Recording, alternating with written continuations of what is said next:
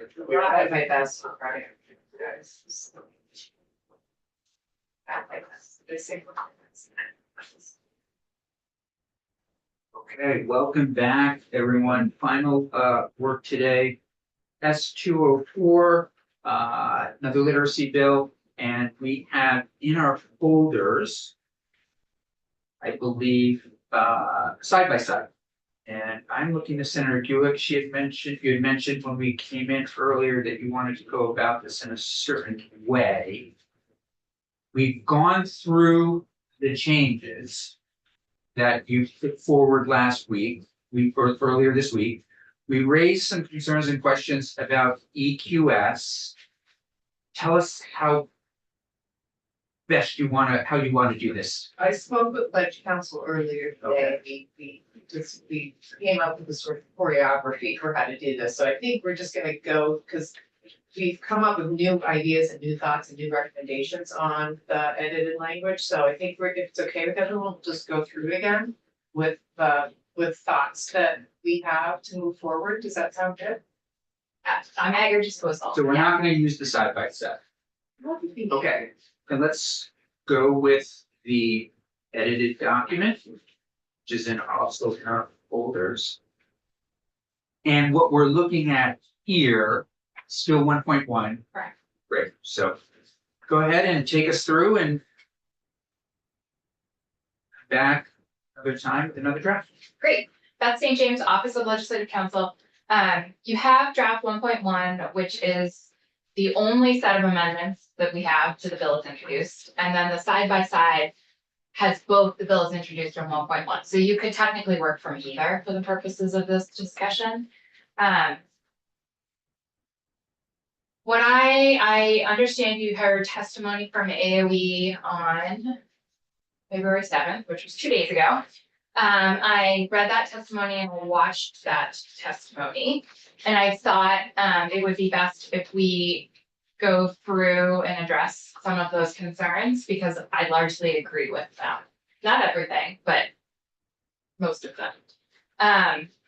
But to start, if we're looking at section 1, subsection A, there's a definition section. And I think Senator Gill, you and I had some conversation about whether or not we needed that. And I think there might be a thought that we don't. Yeah, tell me why. Only because like these aren't, I'm not fluent in these kinds of things, but I think the reasoning was just that this bill, we're hoping to capture all students that have any kind of learning deficiency or just struggling readers. yeah, So they don't necessarily fall within these two definitions. Okay. We wanted to sort of broaden it. And if there are, specific diagnoses from a medical perspective, we would not want to complicate matters. got it.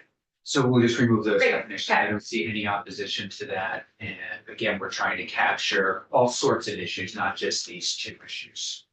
So I'm gonna mark my draft up as we go, Okay. and then take your direction, Great. and then incorporate that into the next draft. Beautiful. So the next thing that we should talk about is subsection B. So this is, we had identified this. Let's see.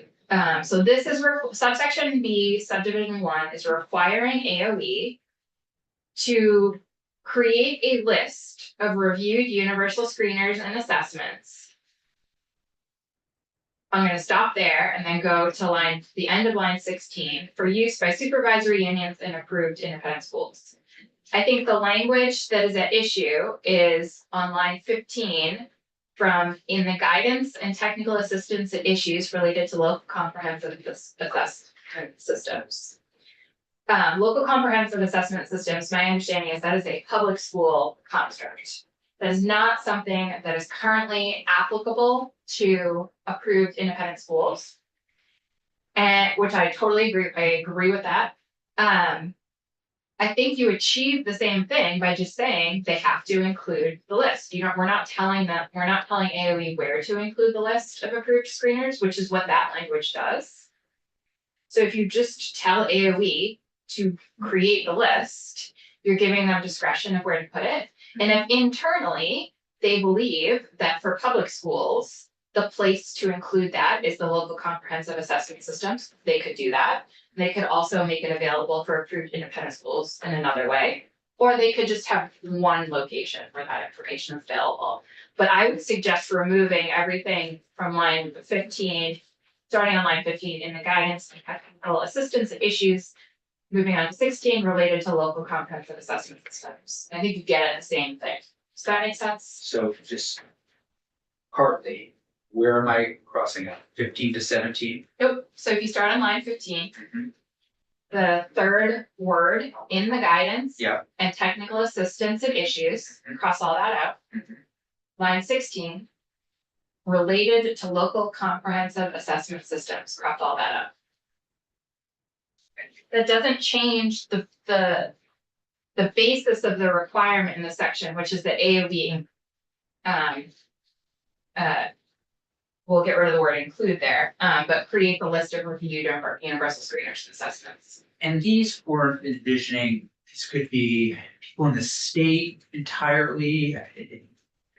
I'm thinking the approved screeners themselves. I don't think we're talking about people, I think we're talking about tools, Okay, right? Senator Gillick? Yeah. Yes, we're talking like an assessment or a, so we're not talking about the witness who came in that your colleague, remember what I'm talking about? Dr. Orford? No, Oh, Steph Wait, yeah, no, it's not as though it's gonna say Step Wait is a good person to Right, do no. that, this is. these are tools, these are short. Okay. and maybe that is a term that you want to think about providing a definition for, right? If there's, my kind of rule of thumb is if one person is confused about that, then someone else is going to be confused about that. So it's just something to think about. That's a great question. Good, yes.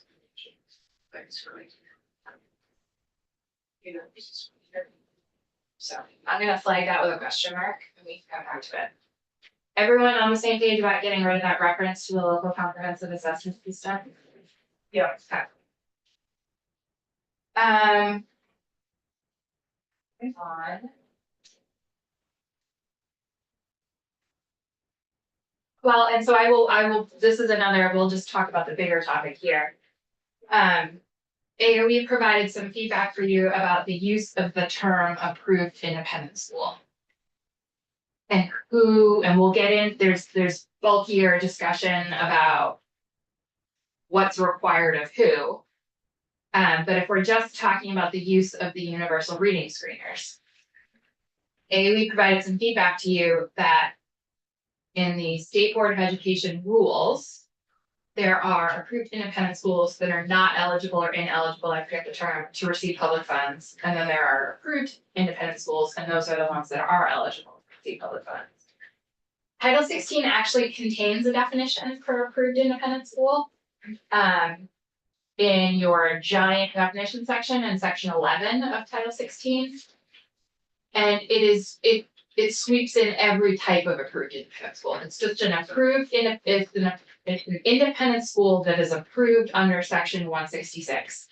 And that includes the division that is happening in the State Board of Education rules, which are those eligible for public funds and those that are not eligible for public funds. So what are we doing, right? Is this new to independent schools? Is this something that New we're, to everyone, okay, the requirement. okay, Folks might already be doing that. okay.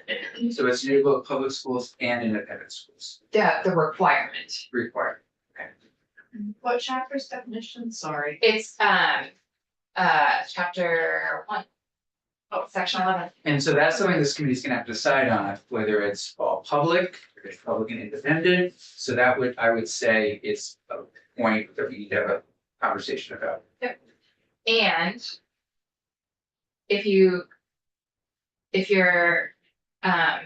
moving towards public and independent, I think AOE's feedback to you is it just those schools that are receiving public funds? Or is it every school that is approved under section 166? So the way this, under the current law, you would be using the definition in Title 16, which just sweeps in all schools, all approved independent schools, regardless of whether or not they're receiving public funds. You can bifurcate that, we would just need to use a new term. Senator Gilbert. Why couldn't want to use the broad independent school definition? If you use the term independent school, you sweep in recognized independent schools. Yeah, Which you I can do. get that, why, yeah, I was sort of. That's a policy choice. Okay, so there's no other reason to not do that. There's no legal reason not to do that. There are, far, far, far fewer requirements for recognized independent schools. They have to have a minimum course of study. But that would be a policy choice. Right now, that's my policy choice, the committee may not agree, but that's where I'd like to be for now. That's one vote. Hey, I'm in the minority. You always these got days, your so- own. Little- I know. Please continue. Okay, so we are gonna jump to. And you may, and I'm gonna, we're gonna skip all the references to approved independent schools. And talking about the bill in its entirety, and we're gonna focus on some more specific requirements. And there may be more places where you wanna make some substantive changes here, but I'm, for the purposes of today's discussion, focusing on the feedback from AOE. So we are going to skip to, we're gonna start on page 3, subsection D. And I think I flagged this for you all when we walked through this language. So additional diagnostic assessment and evidence-based from on line 19.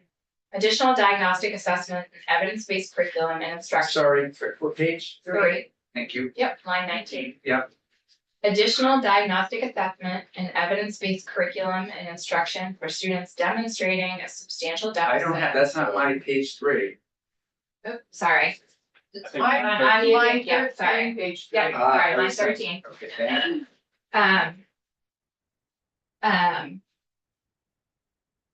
So the follow-up to these assessments, we're talking about the follow-up to these assessments, okay? The universal screener has been employed, and now what do we do with that? So this section is talking about using evidence-based curriculum and instruction for students demonstrating a substantial deficit need to be determined by data-informed decision-making within existing processes in accordance, in accordance with federal and state law, okay? Then we start getting into how that follow-up is provided. And so the language from lines 17 on page 3 through halfway through line 1 on page 4, I think is the potentially challenging language to work through here. And I'm gonna leave with my suggestion, that is just to remove all of it. So, well, let's just walk through the language. Public and approved independent schools, I'm on line 17, page 3. Okay. Public and approved independent schools shall follow agency guidance related to multi-tiered systems of supports and education support teams. We're gonna stop there. That is a public school construct. Current law does not require approved independent schools to have multi-tiered systems of support. They might, and you can make the policy decision to apply all or some of the multi-tiered systems of supports concept to approved independent schools, but that's gonna require changes in several other places in Title 16, not just saying that here. So we're gonna yank that. Okay. And Yeah. top of page.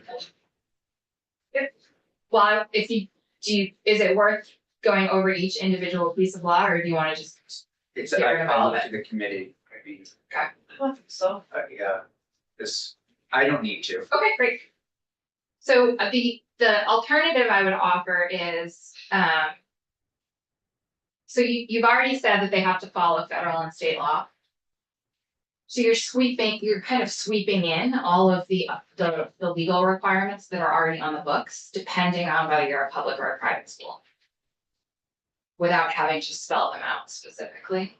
love it. Okay. The alternative option is to have sections that are for just public or private, so you could have a section that says how public schools do this, or how private schools do it, great, okay. Just giving you the options. Thank you. Okay, so then I think, specific, and so we're gonna go to page 4. And we're gonna start on line 1 there, specific instructional content, programs, strategies, interventions, and other identified supports for individual students shall be documented in the most appropriate plan, informed by assessment and other data, and as determined through team-based decision-making. I don't see any problematic there.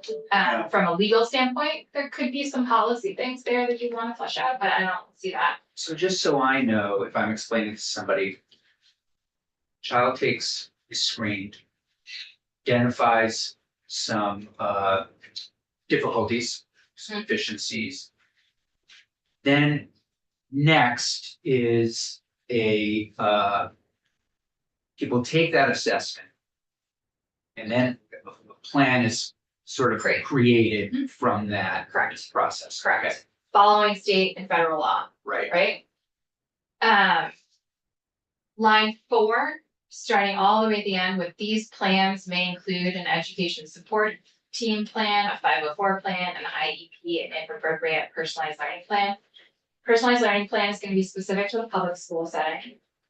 IEP and 504 plan may or may not be specific, applicable. You already said they have to create a plan. Yeah. I'm not sure that you need to give examples, if those are already options. Right, Tell me No, what line you're on. I get it. I mean, why not be explicit? And because it says may, it will Okay. follow the. What Okay. line?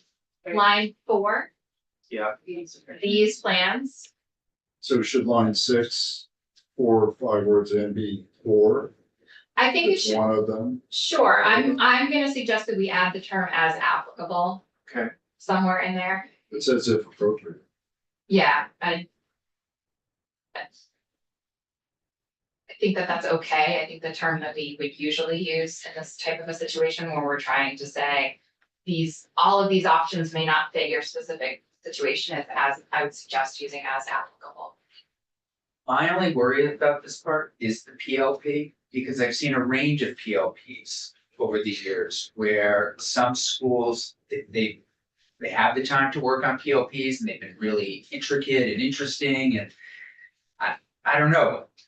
I don't want a kid to not get what they need because the PLP is an option where the IEP is sort of more directed. Does that make sense?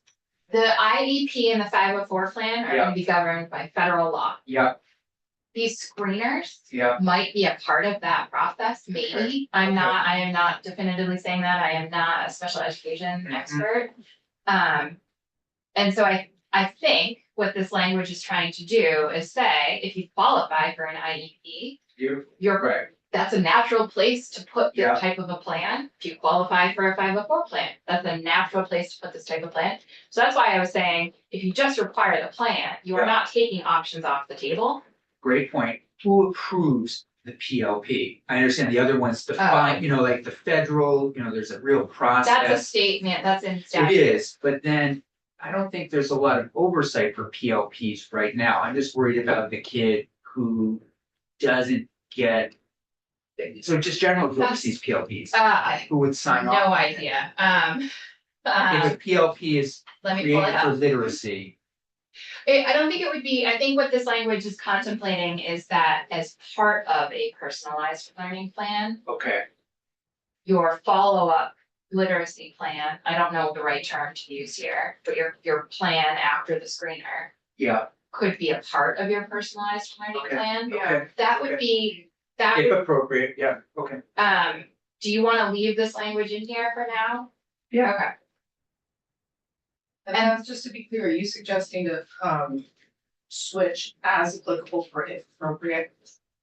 I would suggest, so if we start on page 4, line 4, I would suggest it reads, these plans may include as applicable, Okay, an education, blah, blah, blah, and then I would take out if appropriate. okay, great, thank you. And again, we can change this again, right?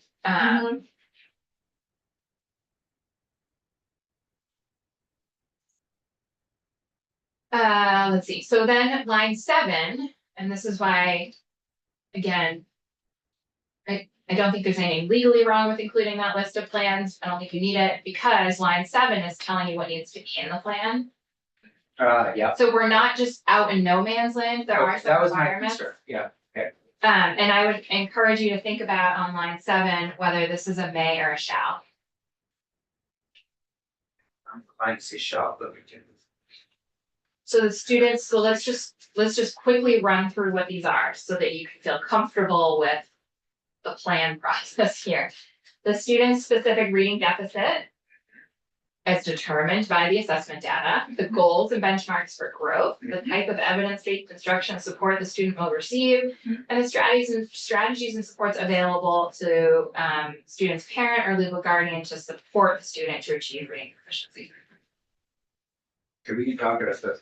Maybe in the next draft, we could see shall or may, just a decision point on that. I will flag it as a decision point. Right. I was the sole example in all of legislative council last year where I put something that was easy for you all to read in a markup and it made it to a signed bill. So I am going to be very hesitant to do that. But I'm flagging that as a decision point. Plan, that's the plan process. Are we ready to move on? Okay, that was the big focus of the testimony that I heard from 808, that section right there. As well as discussion of just the application of this in general to the independent school community. Subsection E, Senator Gulick, this is the 3Qing section. So the bill is introduced specifically, so we're on page 4, line 15, and it's 3 o'clock. I'm mindful you only scheduled me for a half hour. The bill is introduced specifically called out the 3Qing system of teaching and reading. This language attempts to achieve the same result without using the term 3Qing system.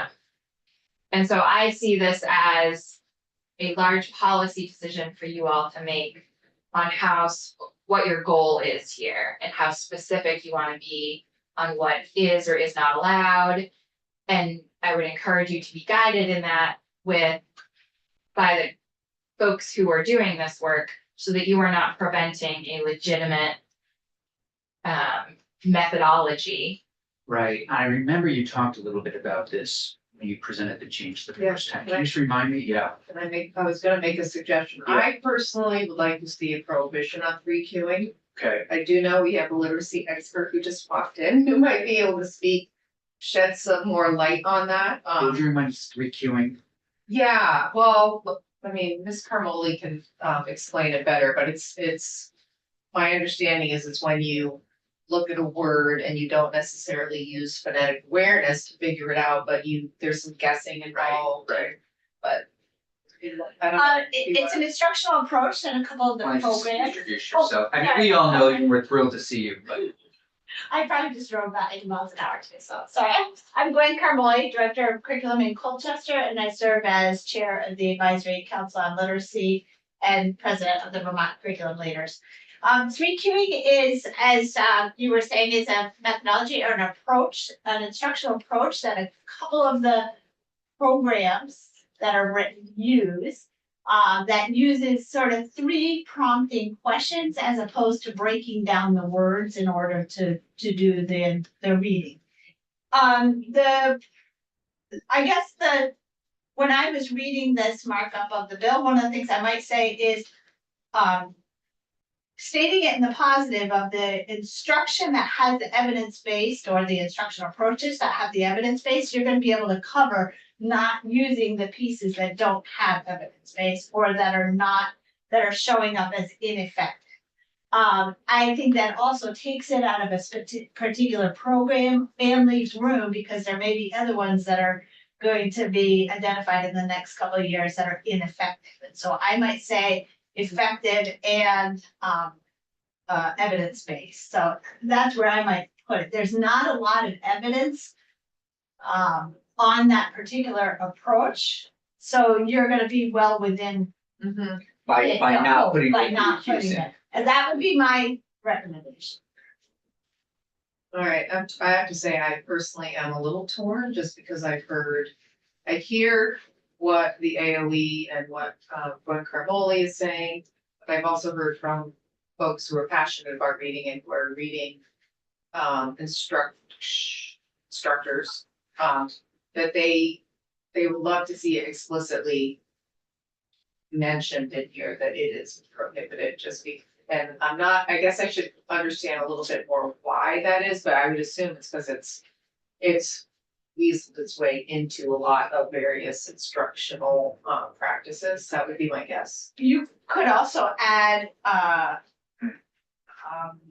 explicit and systematic. Pre-queuing is not explicit and systematic, and so it's going to guide you where you want it to go without it saying Yeah. a particular approach. I'm just curious, as a kind of designers of the bill and supporters of the bill, aren't we trying to drive the educators towards particular systems? Like, not just say evidence-based and then leave it up to them to figure out what's appropriate, what's inappropriate, what's in vogue, what's out of vogue. Isn't there something in here, or maybe it was the other bill that were really, yeah, that's AOE is saying, these are the modules which we shall test, validate and then mitigate, et cetera? Or am I missing something? Or are we just kind of leaving it up to folks to discover what the best module, which is evidence-based? I mean, I think it's it's the phonetic awareness, it's all of that, it's But is it spelled, specific, right, so is literally it been specific spelled out qualities? in the bill. Like pepper was very Scientific specific. based, scientific. I think the question could be, does what's on page 2, what Senator Field just pointed out, does that match Pepper? Yes, Right, not and, just pepper, and that's what we want to make sure Yeah. is happening. which is, And I think that's partly what Senator Weeks rightfully is saying. We've just made a huge investment in Pepper. Yeah, And- but this isn't about the teachers, this is about the students, right? Are we evaluating the students? Oh, I see what you mean in terms of, Like, who? Okay, so the schools are evaluating the students using what product? Isn't that part of the question here? science-based reading instruction. Yeah, but that's not a name of, it's not a name of a package. We don't wanna buy a specific curriculum. but this goes back to the screener question, right? I mean, this is in the beginning, we are going to identify, the bill says, a list of screeners that we then, Right. yeah, would then go taking that information. Then we're moving into how to, what reading instruction we use to fix those deficits. So to that point, Yeah. on page 4, line 11, paragraph 3, why aren't we saying the instruction and supports identified earlier in this document, this bill, that's the subset. Yes. You use that, not just kind of leave it open to, again, evidence-based instruction support. Aren't you trying to be very specific? Or Oh, you're I'm still, not disagreeing with you, Yeah, Senator. yeah. If you wanna make that proposal, then are you making that proposal? We can add it in. yeah, so you're saying that's instead of the evidence, refer back you to, keep using all these buzzwords instead of being specific. In one case, you're being specific. In another case, there's a lot of generalities. So you wanna say the evidence-based instruction and supports mention, or, The instruction and supports outlined in whatever other paragraph they're no, outlined. I wanna use the language of evidence-based. So I'm sorry, It's a buzzword. Sorry. Can I It help uses relevance. to just facilitate this conversation? It may Yeah. help for me to just orient you to what the bill is actually doing. Because I think Yeah. the concepts are sprinkled throughout, but what each section is doing is getting a little conflated, okay? So what subsection B, so we've gotten rid of definitions, although we might be adding a definition for universal reading screener. Subsection B, page 1, line 13. The beginning, Is requiring AOE to review and then produce a list based on that review of universal reading screeners tools. We're gonna potentially work on a definition there because I hear you, I hear you. The review has to include what is the evidence base, so I'm looking on lines 18 and 19. For those universal screeners. Mhm.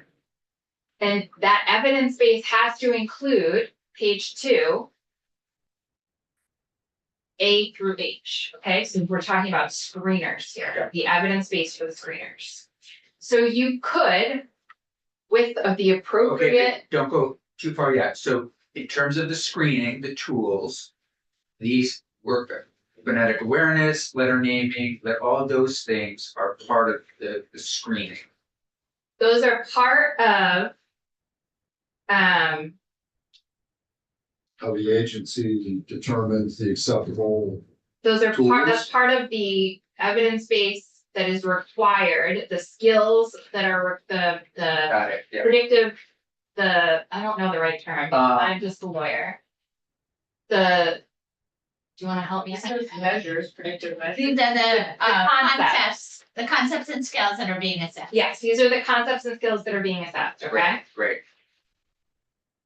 You can refer to this section and other sections of the bill, but it is not a one-to-one comparison for the supports provided to just then refer to this section. What we're talking about on page 4 here, the type of evidence-based instruction and supports the student will receive.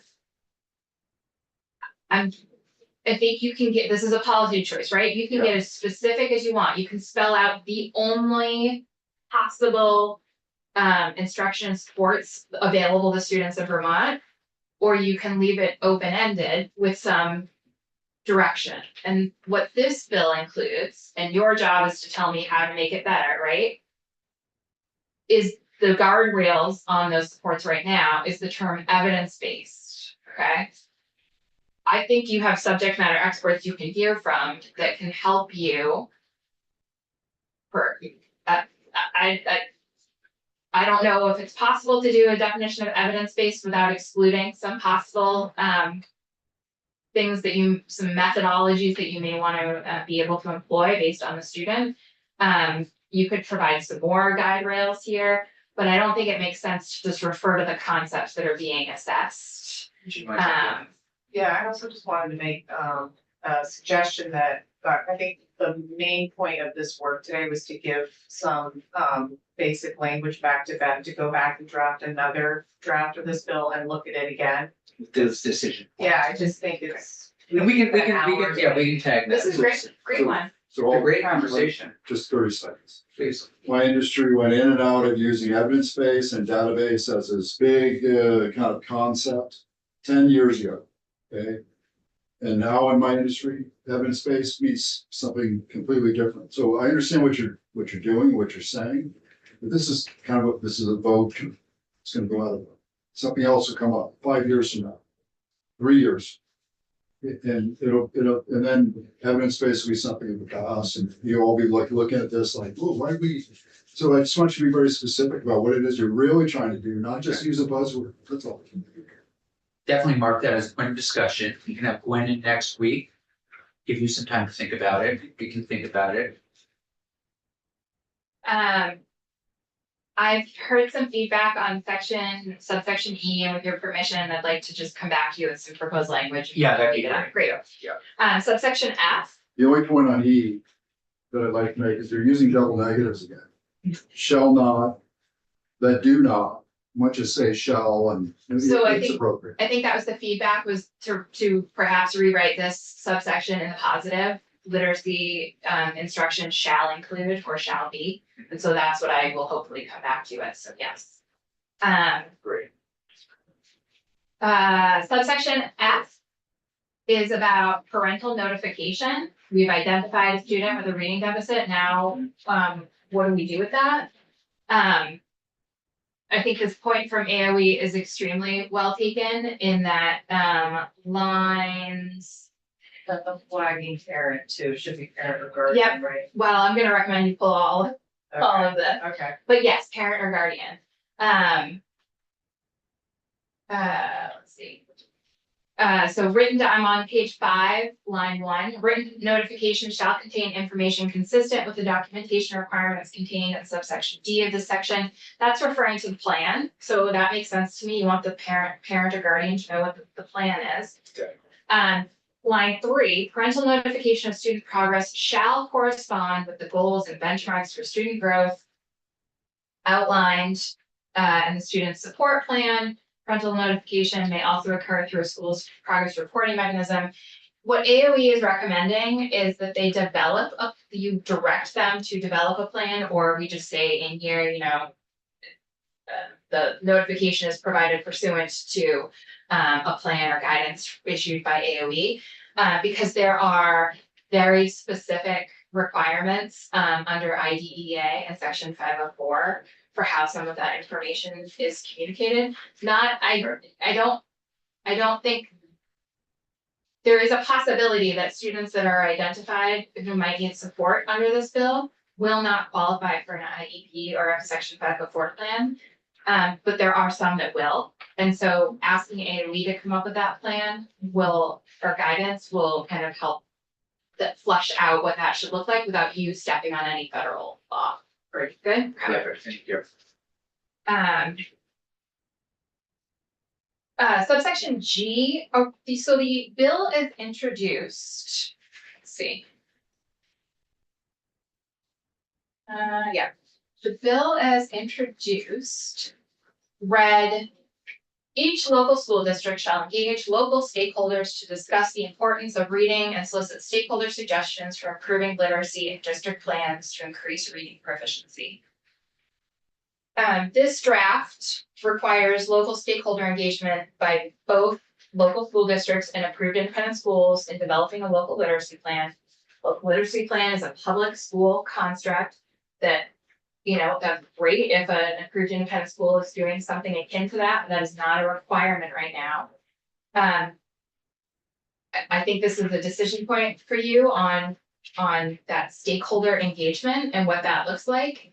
My understanding, and again, I am not the subject matter expert on this, but the state's literacy plan through the Blueprint for Early Literacy Comprehensive System of Services already requires stakeholder engagement in a number of different areas for the public school system. So that's already happening regardless of whether you put it here. So whether you want to take more testimony about it or just think about it, I think subsection G, certainly as drafted, would be a problem to apply to independent schools without changing other areas of Title 16. Yeah, can you just remind me the asset mapping process that we're talking about? That is through some of the Blueprint for Early Literacy process. Again, you're going to want to hear from the folks at AOE who are doing this work, but that is all public school. That is not something We'll that, return to it. Okay, great.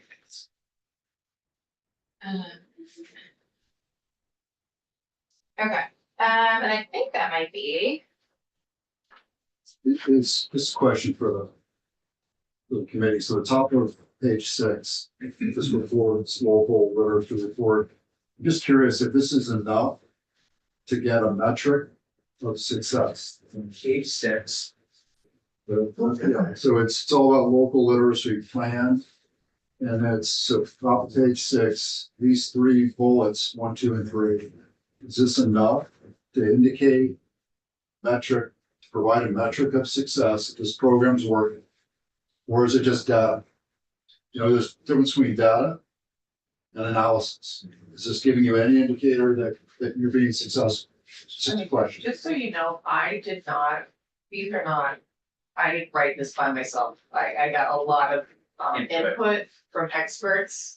So I defer to expertise in.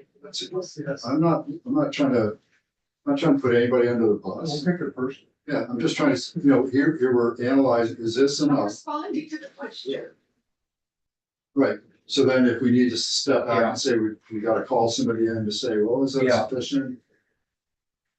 Yeah, we'll mark it. So, Yeah, and we'll have somebody talk to us a little bit, just, is this enough is the question. So I will also flag for you that the state Yeah. continuous improvement plan, again, is for the public school system, and the Yeah. local literacy plan is also a public school concept. So if what you were trying to do is get data back, I would suggest removing those references to highlighted language.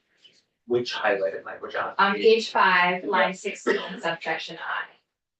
What Senator Weeks was talking, the Okay. language that's talking about the reporting requirement. Yeah. I think Senator Weeks is talking about what data is, Mhm. and I'm talking about just the enabling the language that's requiring that data reporting. I would suggest, because the continuous improvement plan and local literacy plan are Yeah. tied to the public school system. Yeah. If all you are trying to accomplish with subsection I Mhm. is a report back, I would just say a report back. Okay, yeah, okay, And then if there is a timeline. Yep. I would find out what that continuous improvement plan timeline is and just build dating in Yeah. rather than yeah, referring to rather that. than do Okay, that, yep, makes sense. great. That's it.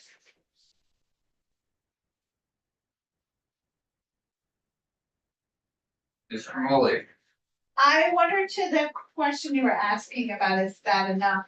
It's really good baseline information. The one extra piece you might think about is a growth measure. So what's a pre and a post? Would you or say a- that? A Yeah. growth measure. measures, yeah. So Yeah, that yeah. if we are assessing at the beginning of the year and we're showing this amount of need, how many students then at the end of the year have shown need, that helps, that would help. And year over see year, What that, and year. Year over year, Not just absolutely. one year, not Yeah. just looking at your. yes, I love historical. But that's So I maybe think Ms. this is Carmoli, oh, sorry, go ahead. baseline. Yeah. You're a full-time teacher also, right? Full-time curriculum director. All right, so it's hard, so we'll get you in the afternoons next week if that works for you. Feel free to zoom in, because I think what you're saying is really helpful on that section, and we can have you look at other sections as well.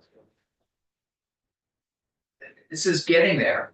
Yes, it is. Yes, this in 303 and Dolly, it's gonna be, we've got some tough decisions, we've got these decisions. So Ms. St. James, if it works for you, maybe by Wednesday, Yes, great. we can go back in, we can look at those decision points, we've removed a lot of stuff.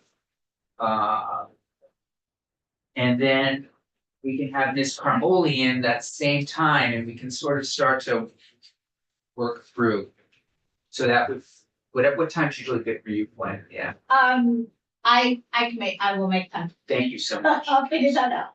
really appreciate it. Okay, so we've got 40 minutes to fill. What do you guys want to talk about? Okay, guess it's over.